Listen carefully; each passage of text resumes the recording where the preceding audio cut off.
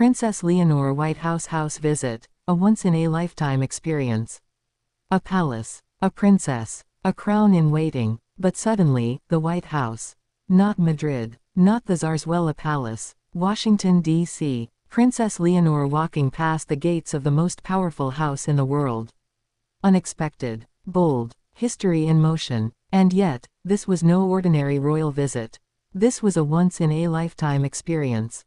From the very first moment, cameras flashed as the motorcade pulled up to Pennsylvania Avenue. The flags of Spain and the United States fluttered side by side. Soldiers saluted, the gates opened, and there she was, Princess Leonor of Spain, graceful, young, radiant, stepping into a world stage far beyond her years. Why was this visit so significant? And what does it mean for Spain, for America, and for the future Queen herself? To answer, we must return to the essence of Leonor's journey. Born the eldest daughter of King Felipe VI and Queen Letizia, Leonor's destiny has always been extraordinary. She is the first in her family to face the future not as a princess in waiting, but as a reigning queen in the making. And yet, this White House visit symbolized something even greater, the blending of Spain's centuries-old monarchy with the heartbeat of modern democracy. Picture the scene inside, the grand hallways, portraits of presidents past, the hush of security, and Leonor, walking alongside American leaders, representing not only her crown, but her generation. A generation that lives in two worlds, tradition and modernity. But here is the deeper curiosity: why now? Why her? This was not a routine state visit. King Felipe himself has made official trips. Queen Letizia too. But Leonor's presence marked a symbolic passing of the torch. She is being introduced, not just to Spain, but to the world. And what better stage than the White House, where history is written with handshakes, speeches, and quiet gestures behind closed doors. As she entered the Oval Office, imagine the weight of the moment. The desk of Roosevelt, the decisions of Kennedy, the resolve of Lincoln hanging in portraits nearby.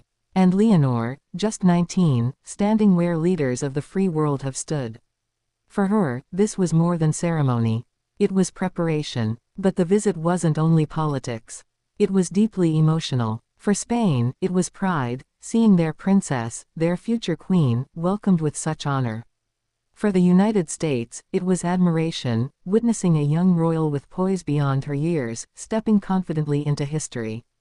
And for Leonor herself, it was a lesson: leadership is not only about tradition, but about connection across nations.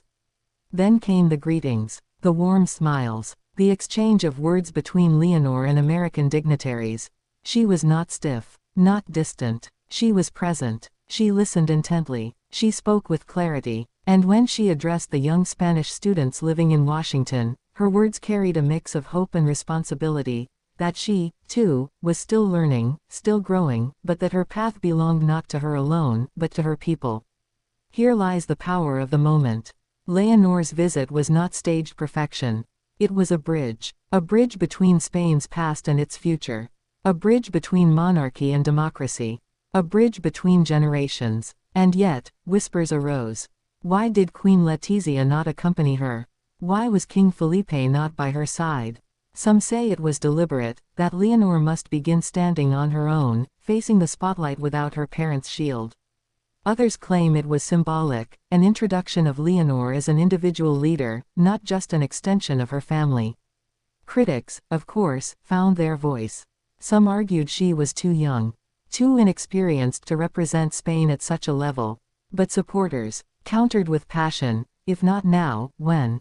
The world moves quickly, and Spain must show that its monarchy is not frozen in time, but evolving, alive, relevant. Fans around the globe reacted with awe. In Spain, young people saw in Leonor a reflection of themselves, navigating the balance between tradition and independence. In the UK, comparisons were drawn to the youthful appearances of William and Harry in their early roles. In Denmark, parallels emerged with Crown Prince Christian stepping into public life. And in the United States, Leonor was embraced as a symbol of global connection, proof that age does not limit presence, that youth can carry dignity.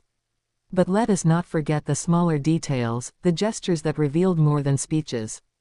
The way Leonor paused to greet staff members, thanking them quietly. The way she admired the portraits of past leaders, lingering with curiosity. The way her smile disarmed those around her, turning stiff ceremony into genuine warmth. These are the marks of a leader not rehearsed, but real. And yet, beneath the ceremony, a deeper question: what did Leonor feel? Did she sense the weight of history pressing against her shoulders? Did she feel the eyes of Spain, of her family, of her generation, watching every move? Did she feel pride, or fear, or perhaps both, the fire and the burden of destiny? Her younger sister, Infanta Sofia, remained in Spain. One can imagine Sofia's emotions, pride for her sister, but also longing. The two sisters have always been inseparable. And now, Leonor steps alone into the world stage. But perhaps that distance is part of the journey.